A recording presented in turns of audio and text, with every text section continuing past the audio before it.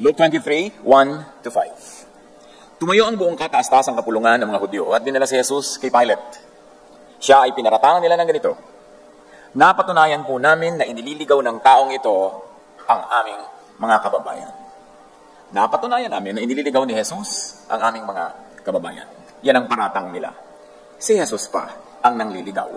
At siyempre ang nagpaparatang ang teachers of the law and Pharisees, the keepers of tradition, the guardians of the Jewish faith.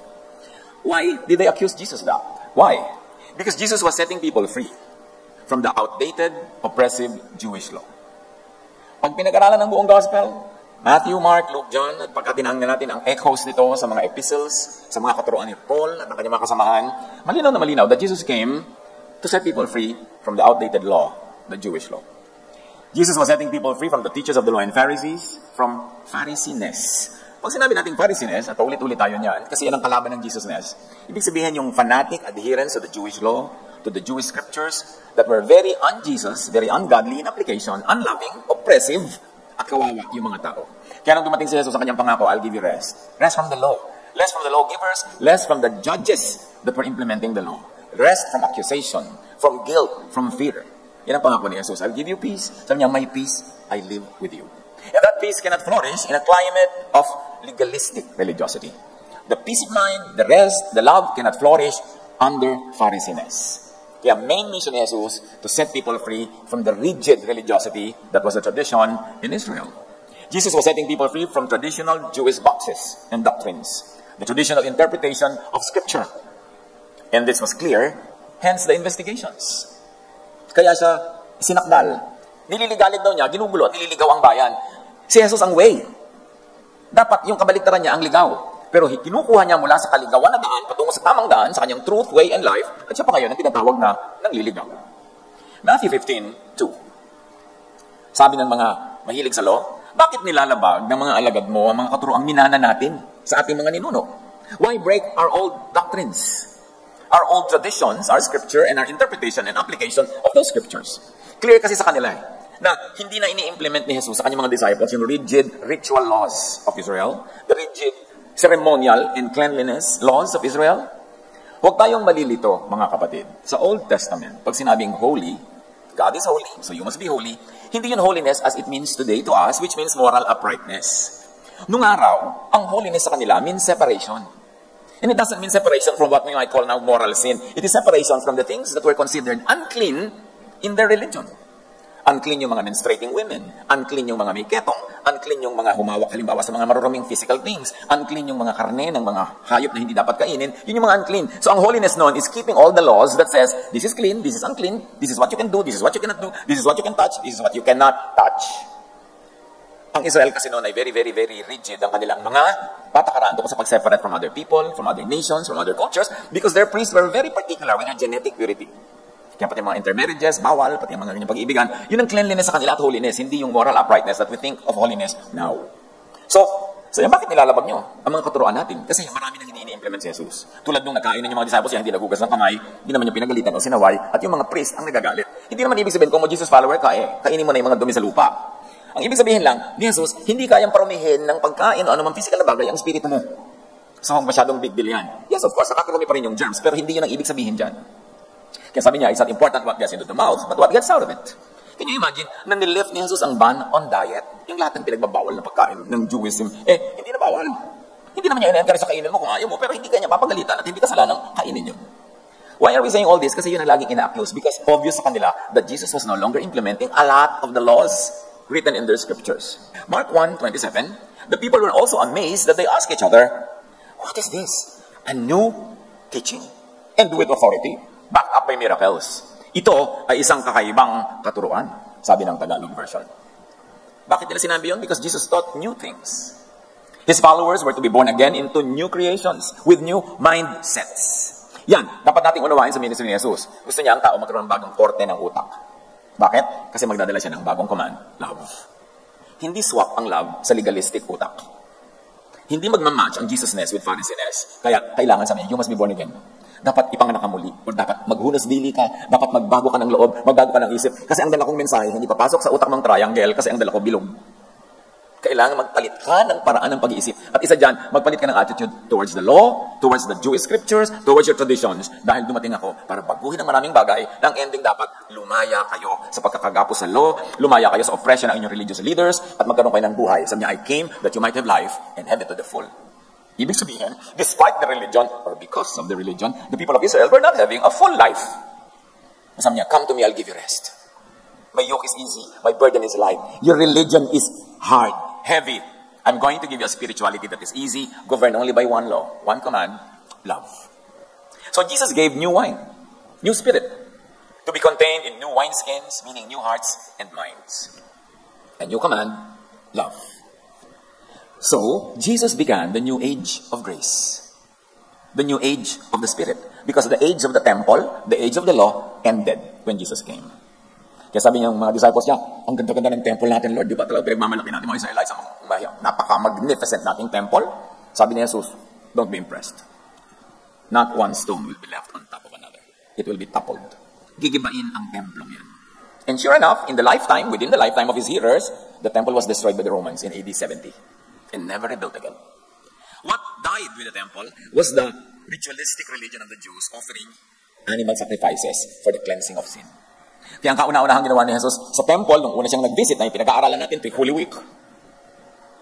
Pagdating niya sa temple, inaasahan ng mga tao, meron siyang malaking announcement, magandang siyang katuruan, mag-i-start siya ng revolution against Rome to set up the government on earth by the Son of God, by their Messiah. Pero ang ginawa ni Jesus, pinalayas niya lahat ng nagtitinda ng mga hayop doon sa templo. Tapos umuuwian na. Sa mga tao, yun lang. Ang dami nating inantay, yun lang, pinalayas lang yung mga merchant. Hindi nila nakita yung symbolic meaning noon. The temple sacrifices will have to end, and the commerce that went with it. Yun ang mission ni Jesus. Sad to say, maraming Christian, tumanda na ka Bible study, hindi pa naiintindihan ang mission ni Jesus. He began a new age of grace, meaning the age of the law had to end. Sabi niya, and I will be with you till the end of the age. Akala ng iba, till the end of the world, till the end of the planet. So, antay ng end of the planet. No, end of the age of the law, age of the Pharisees, age of the temple, age of slavery to religion. So Jesus began this new age to replace the outdated Israel-centric age of the law, age of the temple, the age of the law carved in stone, to begin the law of the Spirit written in the hearts of believers. Hebrews 8:6-13. Ngunit ang paglilingkod na ipinagkaloob kay Jesus ay higit na dakila kaysa sa ipinagkaloob sa kanila. Meaning yung mga naunang mga religious leaders na yan, the teachers of the law and the Pharisees. Dahil siya'y tagapamagitan ng isang tipan, isang covenant na higit na mabuti, sapagkat ang tipang ito ay nakabatay sa mas mainam na pangako. Kung walang kakulangan ng unang tipan, hindi na sana nangailangan pa ng pangalawa. Yung mga ipinagpipilit nila yung old covenant, yung mga ordinances and laws of the Jewish scriptures. Sabi ng Hebrews, kung walang kulang, kung ayos na, kumpleto na sana yung old covenant, hindi na sana nangailangan pa ng new. Bakit pa ipinadala si Jesus? Kung kumpleto na pala at tama. Ipinadala si Jesus dahil kulang. At mali ang kanilang mga interpretation at application, naaapi yung mga tao, nahihirapan, nakokontrol, so kaya siya dumating. So don't expect na dumating si Jesus, tapos nothing will change, itutuloy lang pala niya lahat. Ba't pa siya darating? Nakakapagod yun, namatay pa siya. Expect that there will be tectonic plates changes in the foundation of spirituality and religiosity, especially of the Jewish people. At lahat ng tao sa mundong nakigaya sa kanila. Ngunit nakita ng Diyos, sa pagpapatuloy na binabasa natin sa Hebrews, nakita ng Diyos ang pagkukulang ng kanyang bayan, kaya't sinabi niya, darating ang mga araw, sabi ng Panginoon, naggagawa ako ng bagong tipan sa bayang Israel at sa bayang Judah.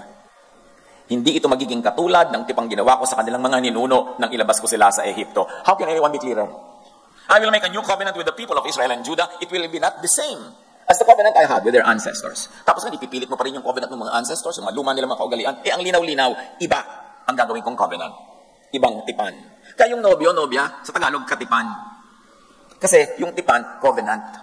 It is a transaction. Magiging tapat ako sa iyo, magiging tapat ka sa akin, ikaw ang aking katipan. Yan ang ating covenant. And Yahweh had a covenant with the ancestors of the Israelites, pero sabi niya, this time, I will make a new covenant. Kasi hindi kayo naging tapat sa dating usapan. Cancel na yan. Meron na lang bagong usapan. Yung mas madaling yung masunod. At ang katipan na yon ay dala ni Jesus, at ang kanyang komanda isa lang, love. Dinala niya ang grace ng Diyos, undeserved kindness, undeserved gift of forgiveness, acceptance, and love. Dati, sa lumang tipan, dapat deserve mo, i-earn mo, sundin mo, gawin mo. Pero wala naman makasunod ng all the law all the time. Everybody failed. Everybody was a miserable failure, and it was capitalized on by the temple by making the people bring endless streams of offerings. Naging negosyo. Napagsamantalahan ng mga tao, wala na silang makain na diet kasi ino-offer nila lahat as burnt offerings yung mga karne, lalo yung mga mahihirap. Kaya pinalaya si Jesus, tama na yan. I'm here, once for all, to be the sacrifice. Believing in the sacrifice of Jesus, believing in Jesus and in His ministry to save people from the law, from the punishment of the law, and from having to make sacrifices themselves, believing in that is your salvation. It's clear. Tapos sabi, sa pagpapatuloy, sapagkat hindi sila naging tapat sa pakikipagtipan sa akin. Hindi naman nakaya ng Israel, hindi naman sila naging tapat sa Diyos, papalitan na lang natin ang usapan. I-update natin ang usapan. Kaya sabi ni Jesus, I came to fulfill the law. Hindi ibig sabihin, i-repeat after nilang niya yung law, kukopihin lang niya verbatim, i-implement lang niya as usual. No, ang fulfillment niya sa law is a reinterpretation of it, an updating of its meaning, and sometimes outright destruction of the law to replace it with a new one. Sabi, sapagkat hindi sila naging tapat sa pakikipagtipan sa akin, kaya sila'y aking pinabayaan. Ganito ang gagawin kong tipan sa bayan ng Israel pagdating ng panahon, sabi ng Panginoon, itatanim ko sa kanilang pag-iisip ang aking mga utos. Di ba ang utos nakakuka sa bato? At pagkatapos iuka sa bato, isinulat nila sa mga scrolls. Sabi ng Panginoon, forget na yan. Itatanim ko na lang sa isip nila aking mga utos. Yung USB, papasok na sa ganyan. Diretso na sa'yo. Hindi na dadaan sa mga pare na sari-saring interpretation ng ginagawa ng ending, marami silang tubo. Ng ending, nakawawa ka, na-control ka. Sabi niya, idediretso ko na sa mga tao. Paano mangyayari yon? Kaya Age of the Spirit na eh. Isusulat ko sa kanilang puso. Nakita niyo yung poetry nito kasi nakasulat sa bato. Daladala ni Moses yung bato. At nung makita ni Moses na yung mga tao very disobedient, ibinato niya yung bato na kabasag-basag. Ipinaulit tuloy sa kanya manually. Ako ang kanilang magiging Diyos, hindi ang kanilang mga religious leaders, hindi ang kanilang relihiyon, at sila ang aking magiging bayan. Hindi na nakasulat sa kung saan-saan, isusulat sa budhi, sa puso, sa konsyensya. Yung iba natatakot yun, ay paano yan, baka mawala na ng control, baka mga tao magwala, magkalat, magkasala. Maliit yung kayang gawin ng Holy Spirit. Sa palagay nyo, mas kaya nyo kontrolin with your written law sa mga tao kaysa sa kung Holy Spirit ang kumikilos sa puso ng bawat isa. Anong ibig sabihin? Hindi kaya ng Holy Spirit na turuan ang mga tao? Kailangan bantayan ng kapwa-tao? It's an insult to the majesty of the work of the Holy Spirit. Na pag sinabi mong under the Spirit na hindi na under the law, ang iniisip mo magkakasala ng todo-todo na walang habas. That's an insult to God. Hindi na kailangang turuan ng isa't isa, sabihin, kilalanin mo ang Panginoon, sapagkat ako'y makikilala nilang lahat mula sa pinakaaba hanggang sa pinakadakila. So, the teaching about God had been democratized. It's no longer the province and the exclusive province of priests and teachers and specialists.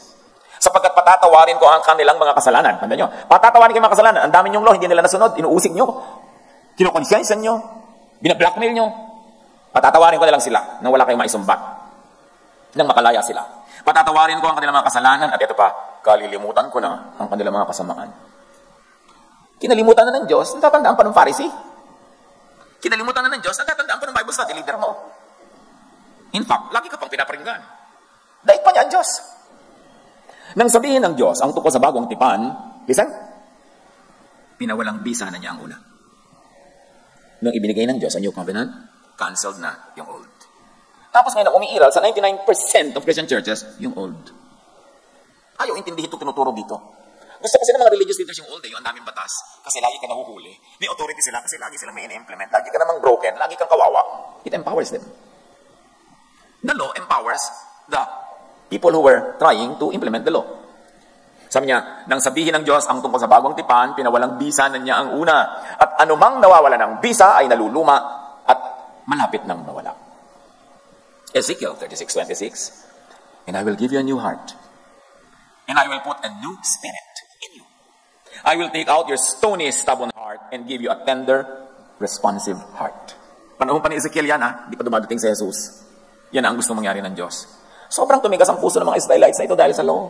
Dahil sa pagmamalaki nila na sila lang ang mahal ng Diyos, sila lang ang paborito ng Diyos, sila lang ang favored, ang yabang-yabang na nila nila lahat ang lahi. Yung mga relihiyoso, kanya-kanya ng mga ranggo, pataasan ng pride. Usigan ng usigan, batuhan ng batuhan. Sabi, papalitan ko na lang ang puso nyo naging bato. Lalagyan ko ng heart of flesh para kayo maging maawain, maibigin. Pag wala pa sa new covenant in love ang grace, matigas ang puso. Paano nyo malalaman kung nag-ahari na sa puso ng mananampalataya yung love and grace? Hindi matigas ang puso. Pero oras na matigas ang puso, kayang-kayang manakit ng kapwa. Kayang-kayang mag-judge, kayang-kayang magparusa. In fact, gusto nila maparusahan yung mga hindi nila gustong tao. Ibig sabihin lang nun, hindi pa nag-ahari sa kanila ang Espiritu ni Jesus. Kahit bumubula ang bibig nila, kakakanta ng Jesus. Hindi pa totoo. Pag nananakit, nang babato ng law, ay, ito ang law, ibato sa'yo. Ito ang verse, ibato sa'yo. Kasi yun ang gusto ng mga tao noon. When they caught the woman doing an adulterous affair, sabi nila, the law of Moses requires us to stone her to death. What can you say? Sabi nila kay Jesus, kasi sinusukol nila. They were trying to corner him. Sabi ni Jesus, oh sige, walang kasalanan, maunang bumato. Walang nakabato. In other words, hindi ipina-implement ni Jesus yung verse na yun. Yung law na yun ni Moses. At nakahalata yun ng mga religious leaders. Hindi ka fan ni Moses. Hindi ka sumusunod sa lahat ng batas. At napaka-lenient mo. Napaka-lenient mo. Pati mga hindi naghihinaw ng mga disciples mo. Hindi mo sinasaway. Kain ng kain. Marunong ang kamay. At marami pa sila ibang sisilipin. Pagka ganon, nasa Pharisees pa. Pag nasa Pharisees pa, kahit relihiyoso, kahit nakaputi ng damit, masama ang ugali at asal. In the mischievous name of God. Ang mga relihiyoso, pag inaakala nila that they are supported by a verse, they weaponize the verse and shoot everybody. And they think they're doing God a favor. Ang mga nasa law, galit sa Jesusness. Ibig sabihin, galit kay Jesus kasi yung Jesusness word is just a modification of the root word ng Jesus. Ayaw mo sa Jesusness, ang linaw naman ayaw mo kay Jesus. Kailangan pa bang i-memorize yan? Ayaw sa new, fanatic sa old. John 16:13, the Spirit shows what is true and will come and will guide you into all the full truth. So ibig sabihin, hindi pa kasi full truth yung old. How to grow into full truth? At yan ang title ng pamagat. Ang pamagat ng ating pag-aaral, how to grow into Jesusness. Lead us, Lord. Teach us. Bring these important theological cookies on the lower shelves and let all your children reach them easily. Paalala, ipaliwanag, ituro mo sa amin how to grow, to become like your Son, Jesus. Be our teacher, Father. We seek you in the name of your Son, Jesus. How to grow into Jesusness? Kasi sabi, we preach Christ. We preach Christ crucified. So we should all grow into Christ likeness, into Jesusness. Be open to new revelation outside of old written scriptures. Kasi yan ang nakita natin example ni Jesus. At yan ang kanina pa natin binabasa yung mga ibang tinuturo yan. Para ka mag-grow into Jesusness, you must be willing to grow out of Pharisees, out of Jewishness, out of legalism. Acts 10:9-48. The story of Peter's enlightenment. Si Pedro ay umakyat sa bubungan upang manalangin. Bandang tanghali na noon, habang naghihintay siyang maihanda ang pagkain, nagkaroon siya ng isang pangitain. So outside of the Jewish scriptures to kasi pangitain. Hindi siya nanaginip ng verses. Nagkaroon siya ng pangitain which was fresh out of the box. At ano yung pangitain niya? Nabuksan ng langit at nakita niyang ibinababa sa lupa ang isang parang malaking kumot na nakabitin sa 4 na sulok. Imagine ninyo, isang malaking kumot, nakatali ang 4 na sulok, nakabitin from heaven, bumababa. Naroon sa kumot ang lahat ng uri ng hayop. Mga lumalakad, gumagapang, at lumilipad. Animals that were considered by Jewish law as unclean. Unfit for eating. Narinig niya ang isang tinig galing sa langit. Pedro, tumindig ka, magkatay, at kumain. Now stand up, butcher these animals, cook them, eat them. Ngunit sumagot si Pedro, hindi ko po magagawa yan, Panginoon. Kailan ba hindi ako kumain ng anumang marumi? O di karapat dapat kainin? So, may tagisan dito ng values. The voice from heaven says, eat these unclean animals. Eat these animals that you consider unclean. Sabi ni Peter, I cannot, Lord. Unclean yan eh. Bawal sa amin yan. Bawal sa scriptures namin yan. Bawal sa relihiyon namin yan. Because the animals were unclean according to all written Jewish scriptures and law. So, hindi biblical to eat. How do you grow into Jesusness? Be open to revision, updating, changing, even reversal of old religious laws when it comes from the Father, from the Son, or from the Holy Spirit. Because the Father, the Son, the Holy Spirit is superior to all religious scriptures, no matter how much you claim that it is inspired. Pag sinabi mo nga, inspired by whom? By what? By the Holy Spirit. Ito na nga yung Holy Spirit, sinasabi na nga sa'yo, kainin mo eh. Bakit ipagpipilitan mo yung i-inspired mo ng scripture? Ito na ang updating of it. Recency or primacy? Alin ang mas totoo sa'yo, yung nauna o yung ngayong huli? Acts 10:9-48 sa pagpapatuloy, kasi ayaw niyang kainin. Muli niyang narinig ang tinig, huwag mong ituring na marumi ang nilinis na ng Diyos. Magdahan-dahan ka, in other words. Marunong ka pa sa Diyos? Sinasabi ko ng kainin mo, tapos sasabihin mo, hindi pwede kainin dahil sa scriptures niyo. Tapos sasabihin niyo, sa akin galing yung scripture. So yung scripture niyo o yung boses ko ngayon, ang dapat manaig. So, pangingibabawin mo pa ang old written scriptures kaysa sa actual, very new and very now voice of God, of the Spirit. So, ang nalaman natin dito, all along, narurumihan sila doon. Yung pala, sabi ng voice from heaven, malinis na ang dating itinuturing yung marumi. In other words, naiba na ang law. Pagka sumusunod sa voice from heaven, Pag sumusunod sa Holy Spirit, pag sumusunod kay Jesus, nagbabago. Yung mga hindi sumunod, sabi, nagbago ka na. Kasi larvae pa sila. Ikaw ang butterfly na. Sabi mo naman, dapat lang. Practice nga kayo pag kami nagsasabi sa inyong Pharisees, nagbago ka na. Ano sasabihin? May feelings dapat. Pwede na. Dapat lang. Sabi, nagbago ka na. Dapat lang. Why? Because we should grow from glory to glory. Sabi ng Romans, be changed by the renewing of your mind. Change is a godly process. Why? Because you were not born perfect. Yung alam mo nun, hindi yun perfect. Sabi ni Paul, even our knowledge is imperfect. Our prophecy is imperfect. But when the perfect comes, the imperfect will pass away. Kasi sinasabi ni Jesus, ni Paul, yan sa Corinthians, matanda na siya eh. Kasi nung bata pa si Paul, ang dami-dami niya rin Pharisees. Pag kami mga makulit, hindi niya gusto yung behavior, sabi niya, give them to Satan. Prosahan niya mga yan. Bata pa siya noon eh. Yung dami-dami din niya mga ka-Pharisee, pinagbabalaki pa nga niya, I was a foremost of Pharisees, I grew up at the feet of Dan, Gamaliel. Kung may Pharisee sa inyo, wala, nanghihigit pa sa akin. Mas mahigpit ako nung kahit kanino. Sabi niya, kaya siya I allow no women to speak in church. Kanya galing yun eh. Tapos ang dami-dami niyang ganito, ganyan-ganyan. Lahat ng mga kasama niya sa ministry, nakalaban nga niya eh. Bata pa kasi siya noon. Tapos sa Corinthians, matanda na siya. Sabi niya, when I was a child, I spoke like a child. I thought like a child. I reasoned like a child. Parang niya sinasabing, childish lang kasi ako noon. Masyado serious. No? But when I'm a man, I have become a man, sabi ni Paul, I give up childish ways. At sa kabila ng dami niyang sinabi, pinagbawalan, pinagalitan, nung mamamatay na siya, sabi niyo, alam niyo, isa lang mahalaga, love. Sabi niya, so faith, hope, love, abide, all this. But the greatest is love. Sabi ni Paul, even if I delivered my body to be burned as an offering for you, for others, for God, I gain nothing if I have no love. If I gave away everything I have, I gain nothing if I have no love. If I know all knowledge, all prophecy, if I speak all the tongues, but I have no love, I am nothing. Yes, sabi niya, love is the greatest. Makinig kayo sa matandang tao, looking behind his career, his ministry, and all the things he had done when he was still a child in his faith, and now that he's a grown-up man, sabi niya, love na lang. Ulitin niyo nga, with feelings. With feelings palalo.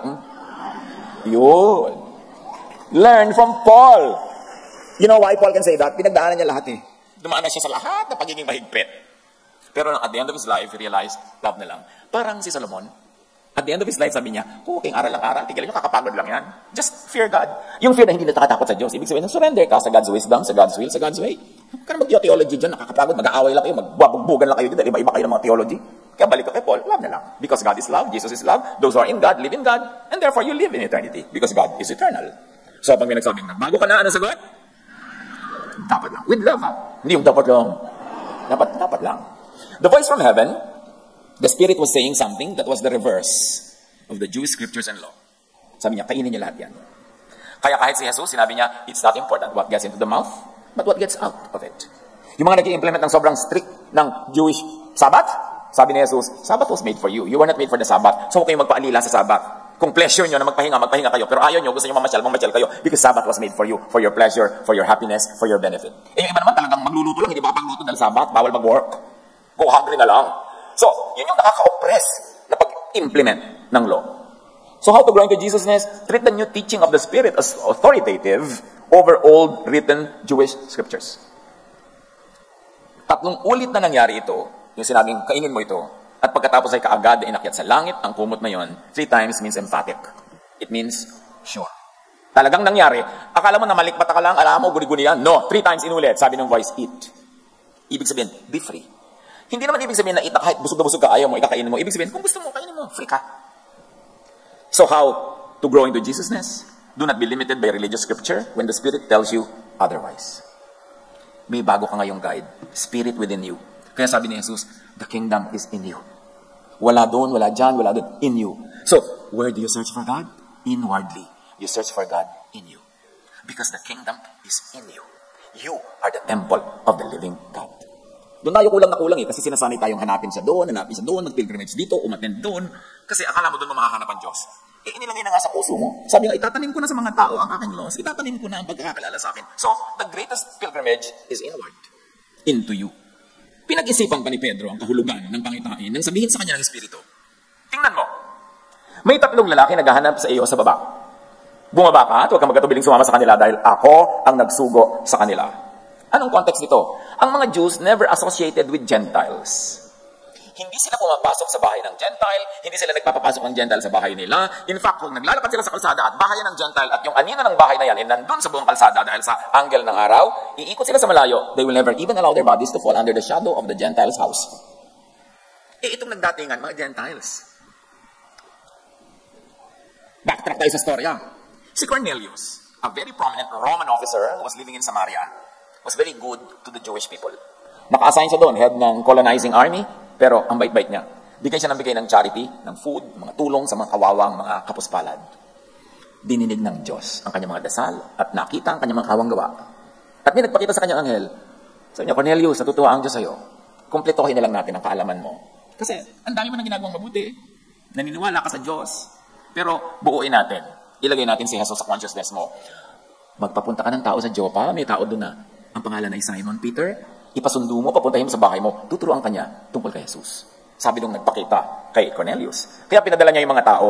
Kung hindi nagkaroon si Jesus si Pedro ng vision about his animals that were now made clean, that he was now free to cross the line between what is clean and unclean, hindi siya sasama sa mga taong yon. Pero dahil naintindihan niya yung mensahe nung vision, na wala ng clean at unclean, wala ng Gentile at mga Jew, wala ng man o woman, old or young, lahat pantay-pantay na sa Diyos dahil kay Jesus, nung sinundo siya, sumama siya. Sabi ngayon ng boses, may mga tao sa baba, padala ko yan, susunduin ka, sumama ka na. The men were Gentiles. Bawal sumama sa kanila, sabi ng Jewish scriptures and law. Clear yun. Pero sabi ng Spirit, go with them. Ako na ang nagsasabi sa'yo. So sinusupercede ng revelation of the Spirit yung written scripture ng mga Jews. Pero obviously, nanawag nga si Pedro at sinabi sa mga tao, ako ang hinahanap ninyo. Ano ba ang sadya nyo? So, nag-open si Peter ng mind, nag-open siya ng heart. Sumagot ang mga lalaki, pinapunta po kami dito ni Cornelio, isang kapitan ng hukbo. Siya isang mabuting tao, may takot sa Diyos, at iginagalang ng mga Hudyo. Sinabi sa kanya ng isang anghel na ipasundo kayo upang marinig niya ang sasabihin ninyo. Pinatuloy sila ni Pedro at doon pinatulog ng gabing yon. This is a great crossing of a divide. Pinatuloy niya doon sa bahay na tinutuluyan niya, doon pa niya pinatulog. Unheard of. This is shocking sa kanila noon. Bawal yan, according to Jewish scriptures and law. Kinabukasan, siya'y sumama sa kanila. Ganyan din ang ilang kapatid ng mga taga-Joppa. Nang sumunod na araw, so maghapot, magdaglag yata ang mga ito. Dahil kinabukasan pa dumating. Dumating sila sa Siraya, which was in Samaria. Doon ay naghihintay sa kanila si Cornelio. Pati ang mga kamag-anak at malalapit na kaibigan na kanyang inanyayahan, sinalubong sila ni Cornelio si Pedro. So si Cornelio may isang bahay. Meron silang grupo, iniipon niya yung mga kaibigan niya, mga kamag-anak, nagtitipon-tipon sila. Nagtuturo-turuan, pero wala pa siyang masyadong maituro. Sabi niya, alam niyo, pinasundo ko si Pedro, tuturuan tayo, dali, dating kayo dito.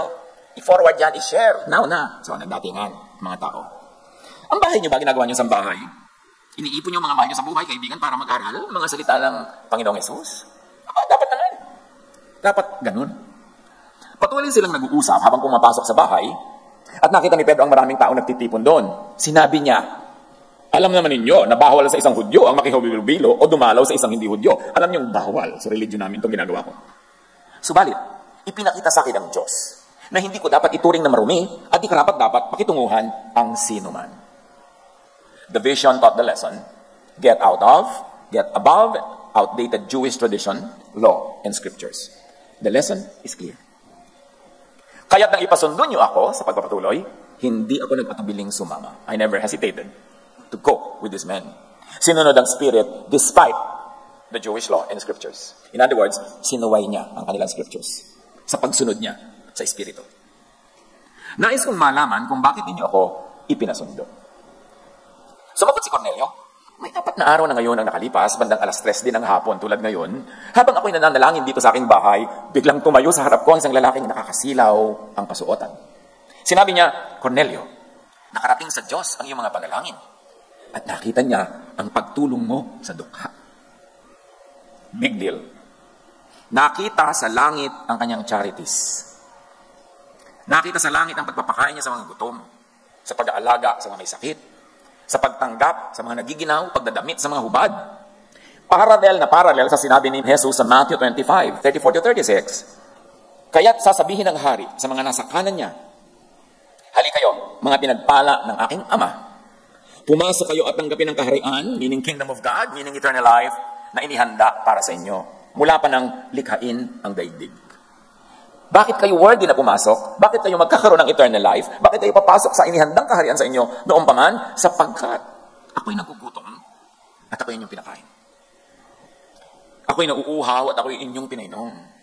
Ako'y isang dayuhan at inyong pinatuloy. Ako'y hubad at inyong dinamitan.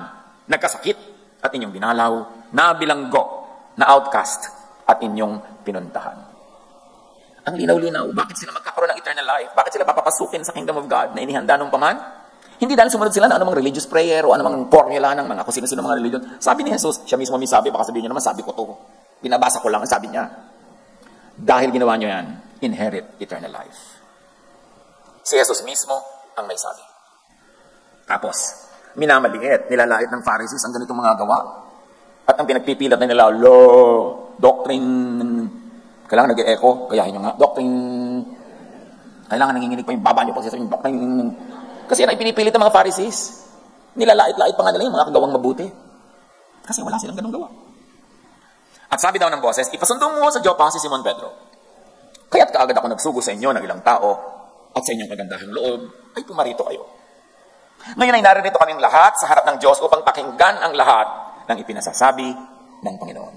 Can you imagine what a beautiful assembly? I mean, ginamit itong si Cornelius, yung kanyang social position, social power, yung kanyang wealth, to gather people who were in his sphere of influence para marinig nila kung anong ipapasabi ng Diyos through Peter.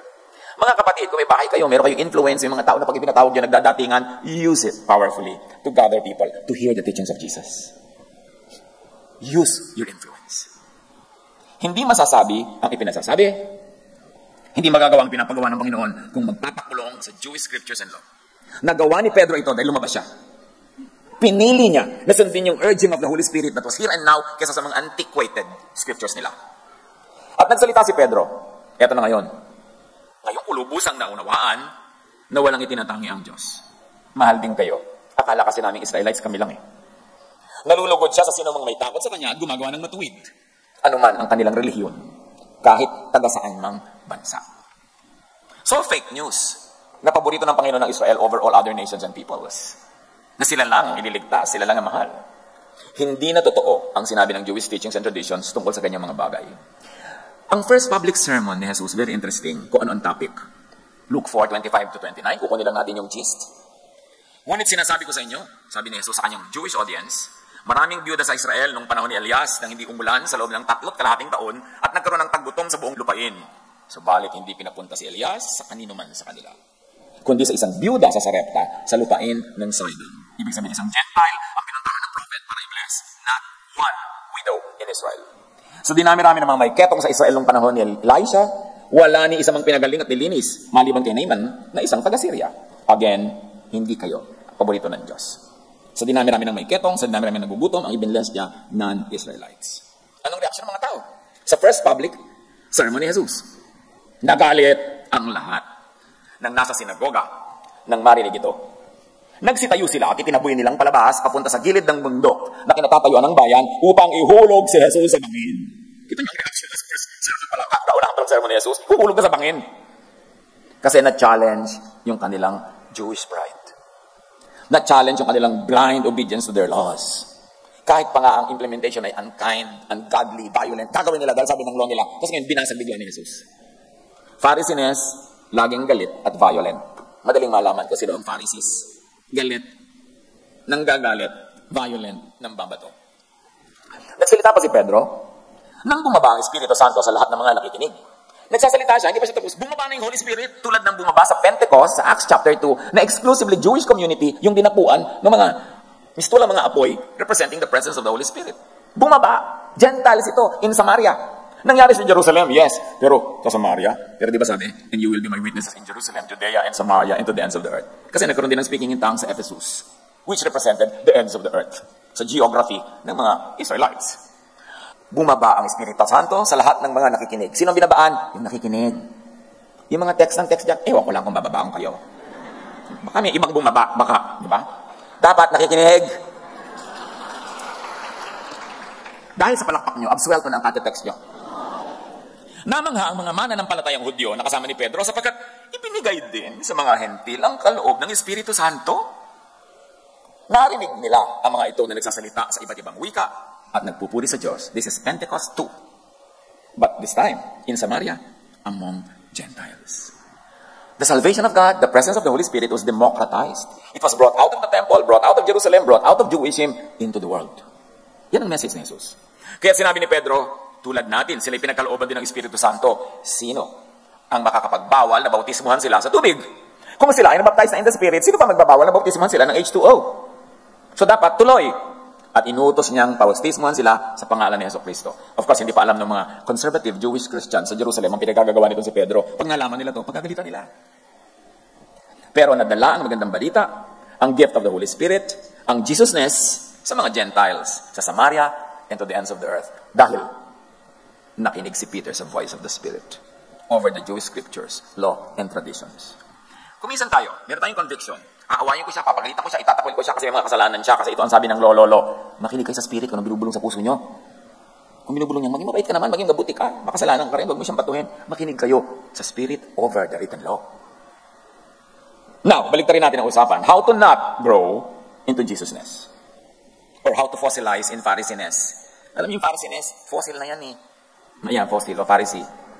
Kasi napalitan na nga eh ng grace yung law, napalitan na ng love yung judgment. Tapos ipipilit mo pa, yan ang tawag sa Pharisee, law, fossil. How to not grow? Have and keep a small, closed mind.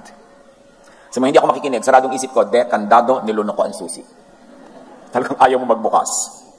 Religious fanatics, like the stubborn teachers of the law and Pharisees, and like the ordinary Jews, would not understand the new, liberating message of Jesus because they have become cast on their scriptures and the law. They have become set and dogmatic on their beliefs. They have become fossils. They made graven images and idols out of their scriptures, their traditions and dogma. Kunwari sila, sirain mo ang mga rebulto, sirain mo ang mga imahen. Pero sila, imahin naman nila yung verses. Imahin din nila yung mga scripture na yan, na halos sambahin na lang nila. At i-implement nila kahit un-Jesus, ungodly, unloving yung method. Ephesians 4:18, they are darkened in their understanding and separated from the life of God because of the ignorance that is in them due to the hardening of their hearts. A hardened heart, ignorance, is a very toxic brew. Ang bunga niyan, dark mind. 2 Corinthians 3:14, but the people's minds were hardened, and to this day, the day when the Corinthians was being written, whenever the Old Covenant is being read, the same veil covers their minds so they cannot understand the truth. And this veil can be removed only by believing in Christ, in Jesus, by extension, in Jesusness. Pag binabasa daw yung lumang kautusan, natatakpan ng mata ang isip ng nagbabasa. Nagkakaroon ng talukbong ng kadiliman, at ang kadiliman na ito ay maghahari sa kanyang isip at matatanggal lang pag nanalig siya kay Jesus. Pag tinanggap niya ang pag-ibig ng Diyos through Jesus, pag naniwala siya sa grace and love, doon pa lang matatanggap yung takip, doon pa lang niya maiintindihan. Ay, oo nga no. Pero yung sobrang subscription to the law, to Pharisiness, nakakabulag, nakakadilim ng mata, nakakadilim ng isip. Corinthians ang may sabi niyan, hindi tayo. So mabuti pa sa uluhin niyo. Hanggang ngayon, nananatili ang talukbong na yon habang binabasa nila ang lumang tipan. Yung mahilig sa lumang tipan, may talukbong. While and as long as they subscribe to the Old Covenant, maaalis lamang ang talukbong na yon sa pakikipag-isa kay Kristo. Sa Jesusness. How to not grow into Jesusness? Insist on your own outdated Pharisaic truth. Sige, pagpilitan mo. Para hindi ka mag-grow. Parang bonsai, para hindi mag-grow, itanim mo sa tansan. Ang liit-liit na gagalaw niya, paano siya lalaki? Ganon yung may mga Pharisaic na pananaw. Itanim mo sila sa Old Covenant na outdated na, pinalitan na ni Jesus. Job 17:4, you have closed their minds to understanding. May ganon. Kahit mga isa'y kakapaliwanag, walang mangyayari kasi nakasarang utak. Isaiah 44:18, ang mga taong gayon ay mga mangmang at hindi inuunawa ang kanilang ginagawa. Tinakpan nila ang kanilang mga mata at sinarhan ang isipan sa katotohanan. Katotohanan, truth, Jesus is truth. Sabi niya, I am the way, the truth, and the life. An ignorant person's truth becomes his one and only truth. And he will demonize high Jesusness truths. Pag sinamba na niya yung kanyang version of truth, wala na siya ibang tatanggapin. Sa psychology, sabi, our thoughts, if you think them over and over, and assign truth to them, pag inulit mo ng inulit ang iniisip mo at ginawa mo sa sarili mong yun ang truth, they become beliefs. Beliefs create a cognitive lens through which you interpret the events of your world. And this lens serves as a selective filter through which you sift the environment for evidence that matches up with what you believe to be true. Halimbawa, kung kinumbinsi mo na ang sarili mo na, ayan, end of the world na. Na-convince mo na yon, yun ang truth mo. Kahit sa tasa ng kape, makikita, ayan, nag-end of ng world. Yung mga bula-bula dito, sinasabi sa akin, mag-end na yung world. Lahat na lang nangyari, konting lindol, ayan, end of the world na. Tumaas ang presyo ng talong, ayan, end of the world na. Kasi kinonvince mo ang sarili mo, mag-end of the world. Lahat ng makikita mo, magsusupport doon sa belief mo. Pag sa shutdown ng utak mo sa iba, hindi sabi niya, may bula lang kasi hinalo mo. Hindi end of the world dito. Demonic ka talaga, ba't ayaw mong maniwala? Ganon ang utak ng Pharisee. When the brain is primed by a certain belief to look for something, it shuts down competing neural networks. So you actually have a hard time seeing evidence to the contrary of an already existing belief. Pag naniwala ka na demonic tong taong to, kahit anong gawin niya, demonic ang basa mo doon. Uy, namimigay siya ng mga gamot sa may sakit. Demonism yan. Dapat hayaan niya mamatay. Di ba? Yung pag may convince ka na masama ang mother-in-law mo, kahit binibigyan ka ng mainit na lugaw, may lason to.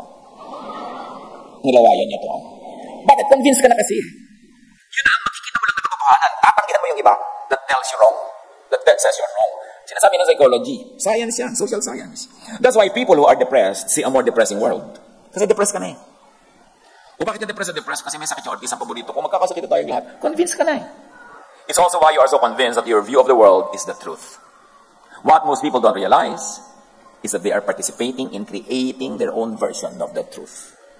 Kaya may yung kwento-kwentuhan, yung masama itong tao, mabuti ang tao, pinipili mo na lang yung nakakapagpasama sa gusto mong pasamain. Kahit makakirinig ka ng mabuti, hindi mo isasali sa kwento yun. Kasi ang gusto mo lang, yung support doon sa belief mo. Kaya kita mo yung intelligent person eh. Pag meron siyang point of view, tapos nakakatanggap siya ng kakontra, pero may valid reason, tinatanggap niya yun, pinafactor niya. Oo nga, no, may kabaitan din naman pala siya. Hindi kabaitan yan, kasi nire-reject mo. Yun ang pagkakaiba ng matalino at ng mangmang. Yung matalino, tumatanggap ng mga idea kahit kontra sa pinaniniwalaan niya. Basta may evidence of truthfulness. Matthew 7:6, sabi ni Jesus, o yung mga katuruan na yan, mag-ingat kayo kung kanino isinishare. Kaya lang ngayon kasi ang daling i-share eh. Click mo lang, share na. Sabi niya, don't give to dogs what belongs to God. They will only turn and attack you. Don't throw pearls down in front of pigs. They will trample all over them. Huwag kayo magtuturo ng matataas na karunungan sa dogs and pigs. Ganun lang kasimple yun. Hahabulin ka ng aso at kakagating ka. Yung mga baboy naman, bibigyan mo ng pearls, ang gusto ng kaning baboy, magagalit yun. Pag tatatadya ka niya, yung palaga magkadurog-durog, tapos kung pwede ka niyang kakagating ka, kasi akala niya, kaning baboy ka. Si Jesus ang sabi niya na, don't give to dogs what is holy. They will only turn and attack you. Hindi ma-appreciate ng mga karunungan, magagalit siya sa iyo. So nag-iingat ka rin kung sino-sinong pinagsasabihan. Hearing comes into open ears and minds. Faith moves mountains. Faith makes things happen. And faith comes from hearing, sabi ng Romans 10:17. That's why it's important to listen. Kaya't ang pananampalataya ay bunga ng pakikinig, at ang pakikinig naman ay bunga ng pangangaral tungkol kay Kristo. Pangangaral ito ng Jesusness. Revelation, messages, guidance, enlightenment, conviction, and inspiration are received from God, from the Spirit, from heaven. Hindi na pag-aaralan ang matataas na espiritual na bagay. Ito'y ipinagkakaloob ng Espiritu. Hindi ito pinag-aaralan, kundi natatanggap. Sino ang tatanggap? Yung bukas ang tenga. Bukas ang puso, bukas ang isip. Pag nakabukas ka, hindi mo problemang maintindihan. Ang magpapaintindi, yung Espiritu. Ang itanong mo lang sa sarili mo, nakabukas ba ang isip mo? Science suggests that consciousness originated in the universe and that our brains are separate from it. The brain serves as an antenna that receives information in consciousness. In matter of the spirit, the mind is not a thought factory, but the mind is a receiver of thought, of consciousness from above. Ang isip ay hindi factory ng iisipin. Ito ay receiver sa mga kaisipan na nagmumula sa kataas-taasan. Kaya ang matataas na karunungan ay hindi na pag-iisipan o na pag-aaralan, ito'y natatanggap lang pag ipinagkakaloob.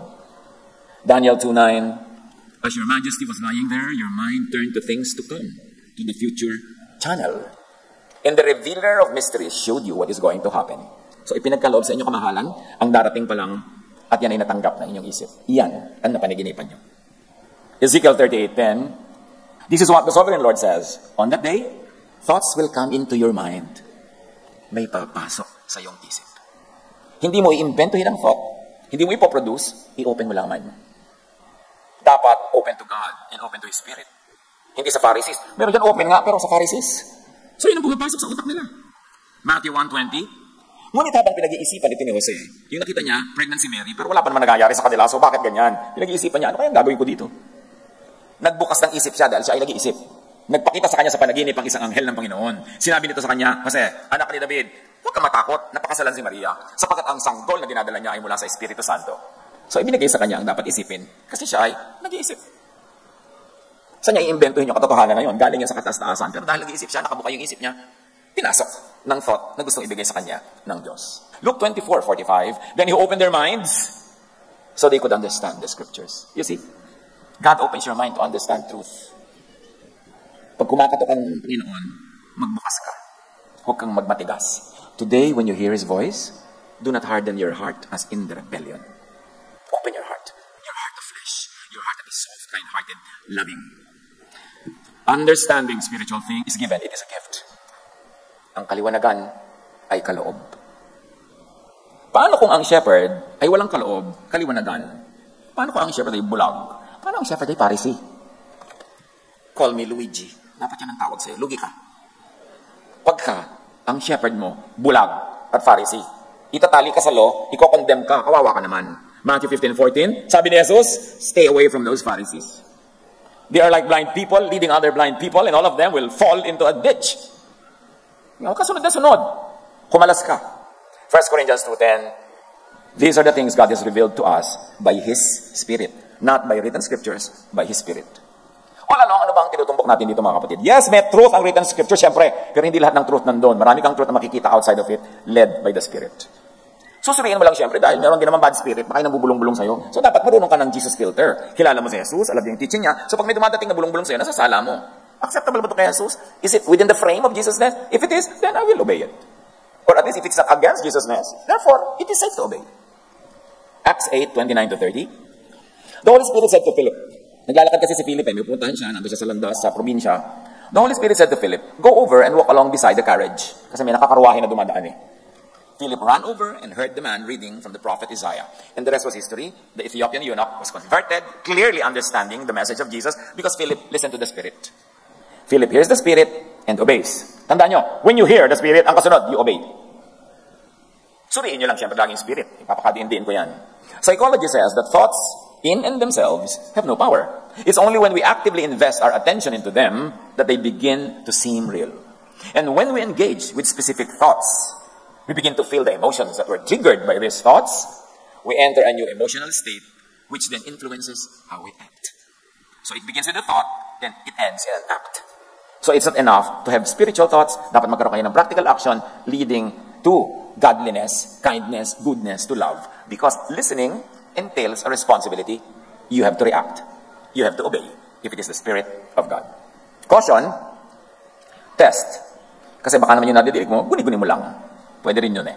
Dapat consistent with Jesusness. Mayroon man sister, kinausap ako ng Diyos, papautangin mo raw ako. Magtigil ka! Masamang espiritu, lumabas ka sa katawan ng babaeng yan. Ginagamit ako Holy Spirit para ka-denggoyen. Maraming ganun ha. Sabi ng Diyos sa akin, may leading. May mga lalaki pa naliligaw sa babae. Sabi ng Spirit, pakasal na tayo. Ha? Eh ba't ako, ikaw lang nakarinig, ako hindi ko narinig. Sabi ka sa akin ng Spirit, layo kita eh. Sasalain nyo yan dahil maraming guni-guni. Salamat na lang, kumpleto sa gospel, sa katuruan ni Jesus, ine-echo pa yan nila Paul, nila Peter. So, maintindihan natin, ano yung safe zone? Na nadidinig mo, kahit walang verses to support it, pwede mong gawin. Tulad ng gusto mong magkulay ng buhok, hahanapan ka talaga ng verse. O ano daw kulay ang sabi ng verse? Pati gupit ng buhok mo, kailangan may verse. Yun yung napakaan Jesus. Ini-invento ng lower, there is not even a law in the old Jewish traditions. At ang dami niyan, invented by the church in the last 2,000 years. Kaya mag-ingat kayo. So sabihin nyo, Pharisees ba dito o Jesusness? Dapat alam mo. Luke 23:1-5, tumayo ang buong kataas-taas ang kapulungan ng mga Hudyo at dinala si Jesus kay Pilate. Siya ay pinaratangan nila ng ganito, napatunayan po namin na inililigaw ng taong ito ang aming mga kababayan. The Pharisees, si Jesus pa ang nangliligaw, according to their version. Remember, kanya-kanyang version yan, ha? Sa mga Pharisees, sa sama-sama ni Jesus. Sabi pa nga nila, demonic si Jesus. Nagpapalaya siya ng demonyo kasi demonyo siya. Kasi sinusunod niya si Beelzebub, the king of demons. So pag gumagawa ka ng mabuti, yung mga Pharisees, tatawagin ka rin demonic. Ha? Mag-iingit kayo sa ganyan. In fact, pag may tawag ng demonic, sabihin mo, talbog sa akin, dikit sa'yo. Ikaw siguro demonic, kaya laging laman ng isip mo yan. Because what is in the heart comes out of the mouth. Jesus sets us free from the outdated, oppressive Jewish law. Pag-isipan niyo mga kapatid ng application yan sa inyong buhay. Yun ang ending ng turuan ngayon. Kailangan hanapin niyo ng application. Jesus sets us free from the teachers of the law and Pharisees. Kilalanin niyo kung sino ang mga teachers of the law and Pharisees at sino ang mga Jesusness teachers. Sabi ni Jesus, layuan niyo sila. Jesus sets us free from Pharisees, from traditional Jewish boxes and doctrines, interpretation of Scripture. Galatians 5:1. Christ has set us free So, i-free nyo din ang iba. Huwag nyo silang kontrolin. Hindi ko mo Bible study leader ka, o principal, o pastor. Kukontrolin mo na yung buhay ng nakikinig sa'yo. This means that we are really free. Now, hold on to your freedom, and don't ever become slaves of the law again. Be free. Set people free. Dear God, we thank you that there's freedom in your Son, Jesus. We thank you for the work of the Spirit that also gives us a lot of birth, a lot of space, a lot of freedom, so we can move freely, have rest, and be fruitful. Now, give us wisdom to know which is which. To know our teachers, to know teachings, so that we can be faithful and we can follow only that which is of Jesus. Sa ilang saglit ng katahimikan, pag bulay-bulayan ito, hanapan ng personal application.